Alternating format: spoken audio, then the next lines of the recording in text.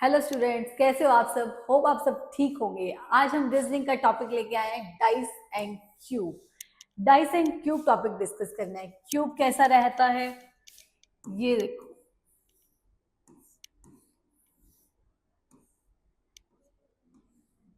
ये है cube. But जो क्वेश्चंस हम करेंगे वो कैसे करेंगे, इसके थ्री फेसेस के अकॉर्डिंग। ये थ्री फेस का जो डाइस है, ये थ्री फेसेस शोन होंगे, उस अकॉर्डिंग करेंगे। अब इस डाइस में क्या है, फेसेस वैसे कितने रहते हैं डाइस में, क्यूब में 6 फेसेस होते हैं। साइड्स की बात करूं तो साइड्स कितनी है इसमें, 1 2 3 4 5 6 7 8 9 10 11 एंड 12। और साइड्स कितनी हुई, 12।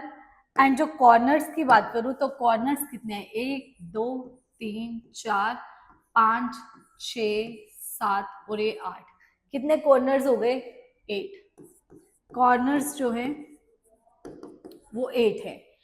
अब ये सारा का सारा डाइस टॉपिक जो है वो एक ही लाइन पे डिपेंड करेगा कि two opposite surfaces can never be together. क्या मतलब है, जैसे इसका ये वाला फेस है, क्या ये दोनों फेस कभी भी साथ आ सकते हैं, नहीं आ सकते। क्या फ्रंट वाला फेस और बैक वाला फेस कभी भी साथ आ सकते हैं, नहीं आ सकते।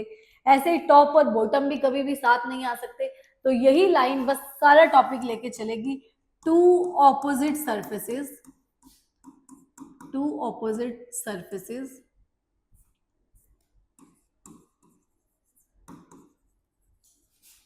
can never be together.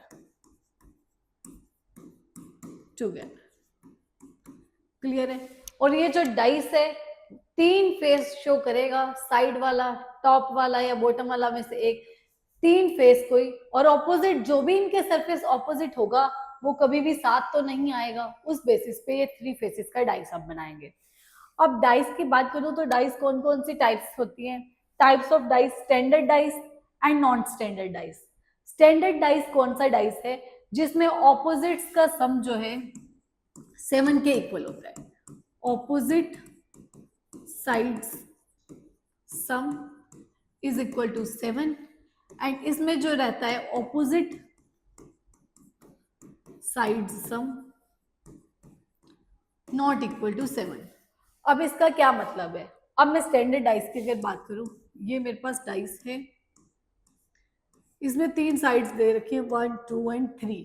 अब 1 में ऐसा क्या ऐड करूं कि 7 बने, 1 में मैं 6 ऐड करूंगी तो 7 बनेगा, और इस डाइस में 6 नहीं है। सिमिलरली 2 दे रखा है, 2 में ऐसा क्या ऐड करूं कि 7 बने, 5 ऐड करने पे 7 बनेगा, 5 यहां नहीं है। अब 3 में ऐसा क्या ऐड करूं कि 7 बने, 4, और 4 यहाँ पे नहीं है। और ये क्या बोले कि ऑपोजिट सरफेस तो कभी साथ आ नहीं सकते। इसमें 1 का ऑपोजिट 6 साथ नहीं है, 2 का ऑपोजिट 5 साथ नहीं है, 3 का ऑपोजिट 4 साथ नहीं है। इसका मतलब ये हमारा डाइस जो है वो स्टैंडर्ड डाइस है। अब बात करूं नॉन स्टैंडर्ड डाइस की। नॉन स्टैंडर्ड डाइस कौन सा रहेगा, 1 2 5। अब 1 में ऑपोजिट क्या है, 6 ऐड करने पे 7 बनेगा, और 2 में 5 ऐड करने पे 7 बनेगा, बट 5 ऑलरेडी इसमें है। तो हमें पता है दो ऑपोजिट कभी भी साथ नहीं आ सकते, तो ये डाइस स्टैंडर्ड डाइस तो नहीं है, तो ये नॉन स्टैंडर्ड डाइस है। तो अब 1 का ऑपोजिट क्या होगा, 5 का क्या होगा, 2 का क्या होगा, ये तो हमें फाइंड करना पड़ेगा। वो कैसे फाइंड करते हैं उसके लिए आगे देखते हैं। आपने क्या है, पहले जब when one face is common, जब एक फेस कॉमन होगा तब कैसे फाइंड करेंगे। ये मेरे पास डाइस है, कोई 2 डाइस दे रखे हैं, 1 2 3, 1 4 5, ये डाइस दे रखे हैं। अब इस दोनों फेसेस, ये दोनों डाइस में से एक ही फेस हमें कॉमन नजर आ रहा है, वो कौन सा, 1, और इसमें भी 1। अब इसमें से कैसे ऑपोजिट फाइंड करेंगे, इसको रोटेट करेंगे इधर क्लॉकवाइज और anti clockwise, but both in same directions. क्या मतलब है, जैसे इसको मैं रोटेट कर दूं तो 1 फिर 2 आएगा, उसके बाद 3 रहेगा। सिमिलरली इसमें भी सेम क्लॉकवाइज फिर रोटेट करना पड़ेगा। 1 के नीचे 1, फिर 4 आएगा, उसके बाद 5 आएगा।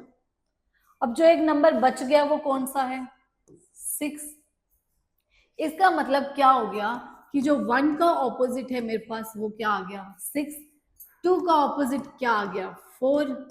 और 3 का ऑपोजिट क्या आ गया? 5। बस इतनी सी बात थी इस क्वेश्चंस में, जो हमें या तो वो ऑपोजिट फाइंड करने को देगा या हमें एडजेसेंट फाइंड, जो मर्जी कहे, हमें ऑपोजिट फाइंड कर लेना है। ऑपोजिट फाइंड कैसे करना है? 1 फेस कॉमन हो तो हमें क्लियर है। अब बात करते हो अब अगर 2 फेस कॉमन हो गए तो क्या करेंगे? When 2 faces are common, अब 2 फेसेस कॉमन होने पे क्या करते हैं?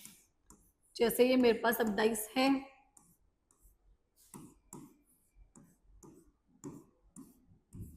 इसमें 1 2 और 3 दे रखा है और 1 2 और 4 दे रखा है। अब इसमें हमें फाइंड करना है, पहले फेसेस देखे कितने कॉमन है। 1 और 2 दोनों कॉमन है, इसमें भी है और इसमें भी है। जो बच गए रिमेनिंग वाले वो आपस में ऑपोजिट हो जाएंगे। दैट मीन्स 3 का ऑपोजिट कौन हो गया? 4। और 1 और 2 का ऑपोजिट कौन होगा? ईदर 5 और 6। डाइस में 6 नंबर होते हैं, 5 और 6 बच गया तो वही होगा। 1 और 2 के ऑपोजिट कौन होगा? ईदर 5 और 6। अब अगर बात करूं कि 1 का ऑपोजिट पूछे क्या होगा तो क्या आंसर आएगा? ईदर 5 और 6। सिमिलरली 2 का क्या होगा? ईदर 5 और 6। अब अगर मेरे से पूछ ले कि 5 का ऑपोजिट क्या होगा तो 5 का ऑपोजिट क्या होगा? ईदर 1 और 2। सिमिलरली 6 का ऑपोजिट क्या होगा? ईदर 1 और 2। अब अगर मेरे पास एक और डाइस गिवन होता, जैसे कि मान लो मेरे पास ये डाइस है एक और, इसी स्टेटमेंट में साथ में दिया होता 3 1 और 5, और हमें पता है कि दो ऑपोजिट सरफेस कभी भी साथ नहीं आ सकते। अब यहाँ पे 1 का ऑपोजिट या 5 हो सकता था या 6 हो सकता था, पर 1 और 5 तो साथ लिख रखे हैं, तो क्या 1 का ऑपोजिट कभी भी 5 हो सकता है?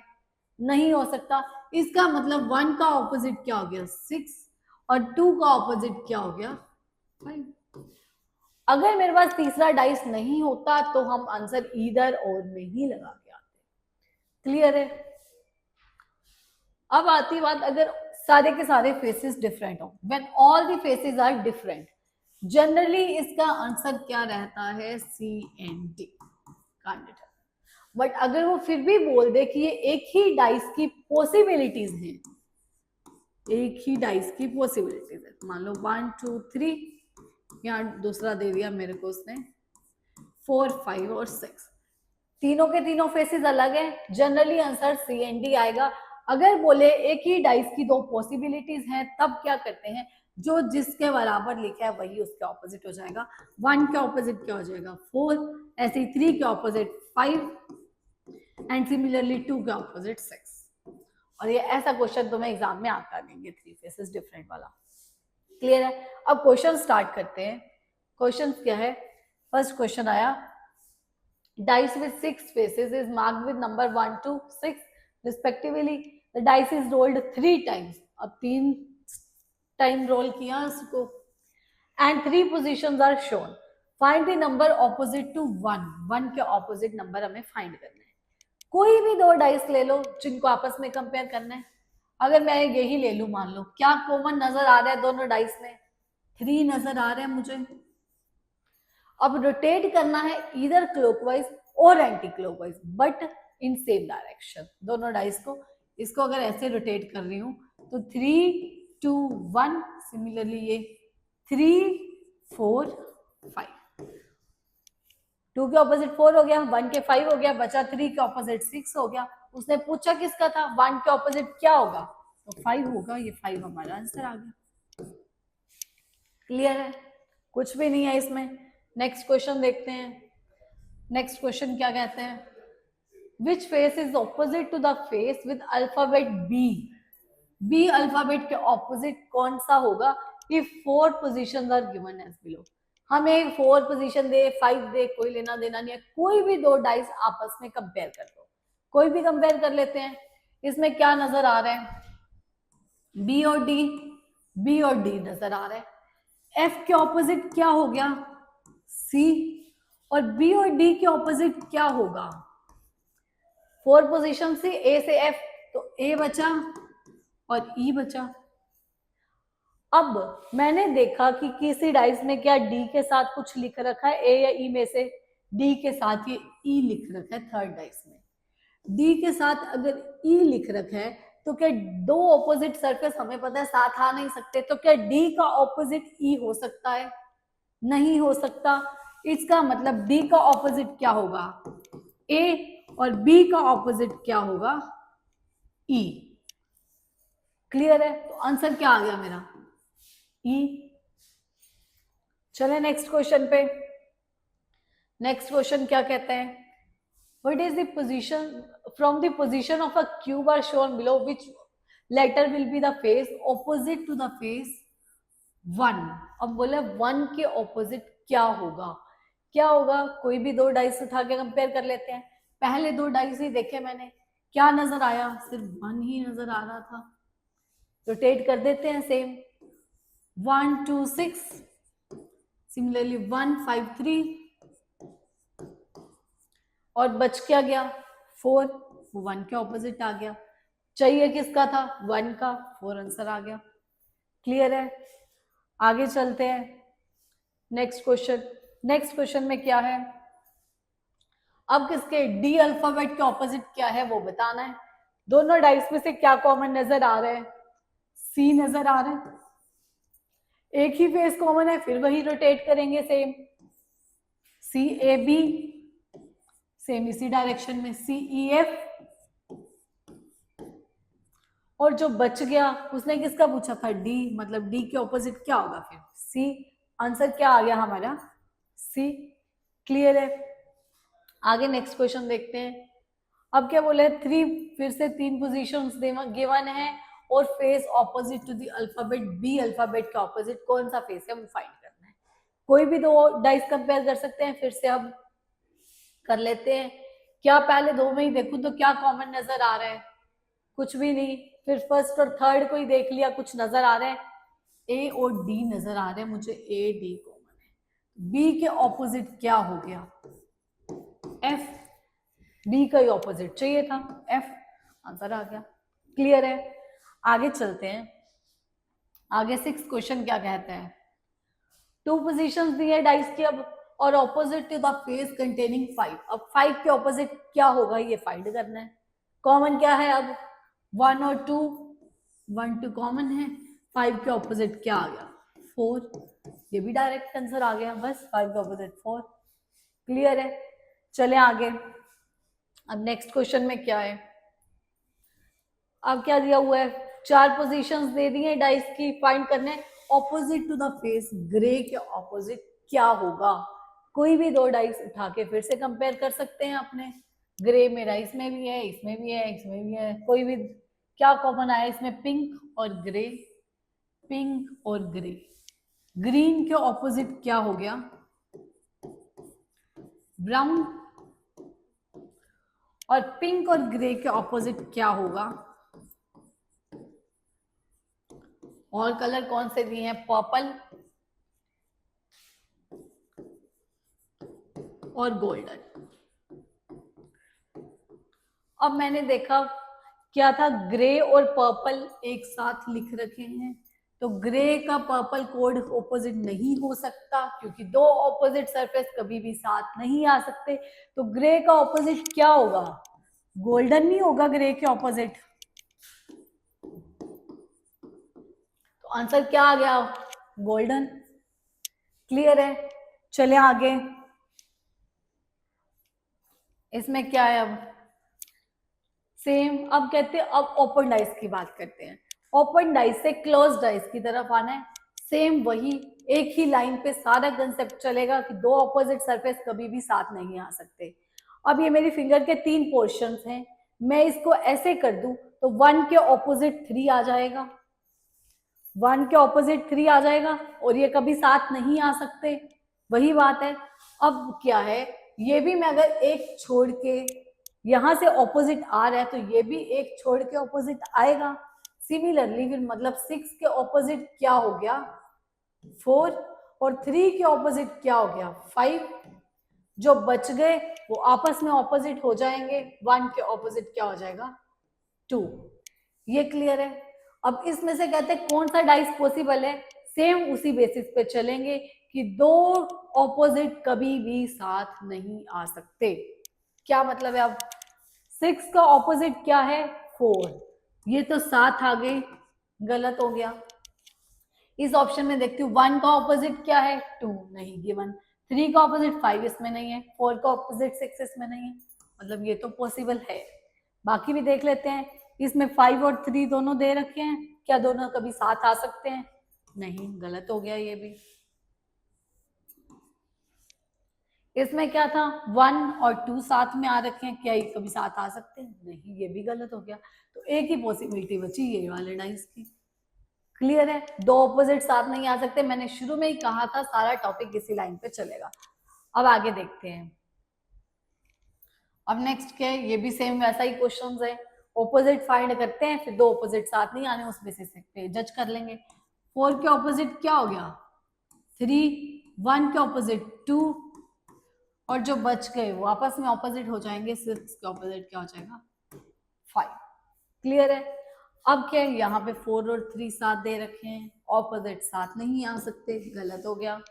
यहाँ पे क्या है 4 का ऑपोजिट 3 नहीं है, 1 का ऑपोजिट 2 भी नहीं है और 6 का 5 भी नहीं, ये हो सकता है। इस वाले डाइस में 6 और 5 साथ दे रखा है और इस वाले डाइस में 1 और 2 दे रखा है, ये भी गलत हो गया। एक ही बचा, यही एक पॉसिबल है। चले आगे। नेक्स्ट क्वेश्चन क्या है, सेम उसी में जैसे पिछला क्वेश्चन था वैसा ही। 2 के ऑपोजिट क्या हो गया 4, 1 के ऑपोजिट क्या हो गया 6 और 5 के ऑपोजिट क्या हो गया 3। अब देख लेते हैं, यहाँ पे 5 और 3 साथ दे रखे हैं, गलत हो गया। सेकंड क्या है 2 और 4 साथ दे रखे हैं, ये भी गलत हो गया। थर्ड वाले में 1 का ऑपोजिट 6 नहीं है, 3 का 5 इसमें नहीं है, 4 का 2 भी नहीं है, ये हो सकता है। इस वाले में 1 और 6 दोनों दे रखे हैं, ये गलत हो गया। क्लियर है। आगे चलें, सेम क्वेश्चंस हैं अब तो। लो, ये क्या कहता है क्वेश्चन, सेम बिल्कुल रिपीट पे। 2 का ऑपोजिट क्या हो गया 5, 3 का ऑपोजिट क्या हो गया 4 और 6 के ऑपोजिट क्या हो गया 1। देख लेते हैं।